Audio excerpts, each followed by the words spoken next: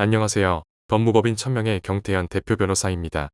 피상속인의 사망으로 상속이 개시되었을 경우 상속인들은 피상속인이 남긴 유언이나 법정 상속분에 따라 상속 재산을 분할할 수도 있지만 상속인 전원의 협의를 통한 협의 분할도 가능합니다. 이를 위해서는 상속인 전원의 동의가 필수적인데 만약 공동상속인 중 실종자가 있거나 오랫동안 연락이 두절된 자가 있다면 협의 분할은 불가능한 것인지 물어보시는 분들이 많이 계십니다. 우리 민법은 이러한 경우에도 원활한 상속 처리가 가능하도록 여러 가지 제도를 규정하고 있습니다. 오늘은 민법에 규정된 여러 가지 제도 중 실종선고 청구에 대해 자세히 알려드리려 합니다. 안녕하세요, 변호사님. 아버지께서 얼마 전 돌아가셔서 상속 처리를 해야 하는데 문제가 있어 질문드리게 되었습니다. 아버지의 상속인으로는 어머니가 계시고 자녀 4명이 있는데요. 그중 막내가 40년 전에 실종되어 모든 방법을 동원하여 찾아보았지만 지금까지도 찾지 못하고 있는 상황입니다. 이로 인해 상속 처리를 전혀 하지 못하고 있습니다.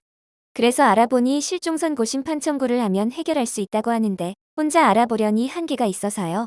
준비 서류 기간, 청구인 등등 필요한 정보를 쉽게 풀어 알려주시면 대단히 감사하겠습니다. 우선 질문에 답해드리기 전 귀하의 상황을 살펴보면 아버지께서 별도의 유언 없이 돌아가신 경우로 보입니다. 이때 아버지의 상속인은 어머니와 자녀 4명으로 총 5명이고 법정 상속분은 어머니가 1.5지분, 자녀들이 각 1지분씩 갖게 됩니다. 원칙적으로 상속 처리를 위해서는 상속인 전원의 협의 및 상속인들의 신분 서류, 인감도장, 인감증명서를 첨부해야 합니다. 그러나 귀하의 경우 막내 동생이 오래전 실종되었고 이로 인해 아버지의 상속 처리까지 곤란해진 상황인 것 같습니다. 이 경우 부재자재산관리 인선임 혹은 상속재산분할 심판 청구 등의 방법도 고려해볼 수 있지만 귀하의 경우 실종선고 심판 청구 절차를 진행하는 것이 보다 종국적인 해결책이 될 수 있을 것으로 보이므로 이에 대해 자세히 알려드리도록 하겠습니다. 실종 선고를 청구할 수 있는 청구권자는 이해관계인과 검사입니다. 이때 이해관계인이란 부재자의 상속인, 채권자, 보증인 등이 그에 해당합니다. 그러나 실종 선고의 청구권자에 관한 대법원 판례는 이렇게 판시하고 있습니다.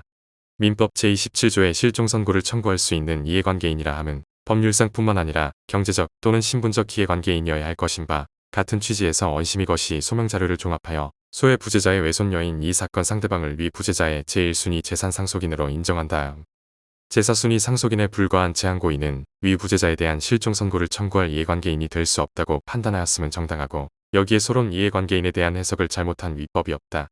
이를 보면 부재자의 제1순위 상속인이 있는 경우 후순위 상속인은 이해관계인에 해당하지 않는다는 것을 알 수 있습니다.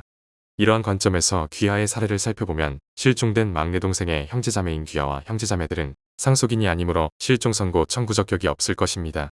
다만 실종된 막내 동생이 미혼이므로 직계존속인 어머니가 상속인이 될 것이기 때문에 어머님은 실종 선고 청구를 할 수 있을 것입니다. 실종 선고 사건은 부재자의 마지막 주소지가 있는 곳에 가정법원이 관할하게 되고 마지막 주소가 국내에 없거나 이를 알 수 없을 때에는 대법원이 있는 곳에 가정법원이 관할합니다. 가사소송규칙 제54조에 의해 실종 선고의 청구가 있는 경우 가정법원은 6개월 이상의 기간을 정하여 공시처고를 하게 됩니다. 공시처고에는 청구인의 정보, 부재자의 정보가 포함되어 있고 부재자 및 부재자의 생사를 아는 자는 공시처고 기일까지 그 생전에 신고를 할 것 등이 포함됩니다. 이때 공시처고의 기일을 공고 종료일로부터 6개월 이후로 정하게 됩니다.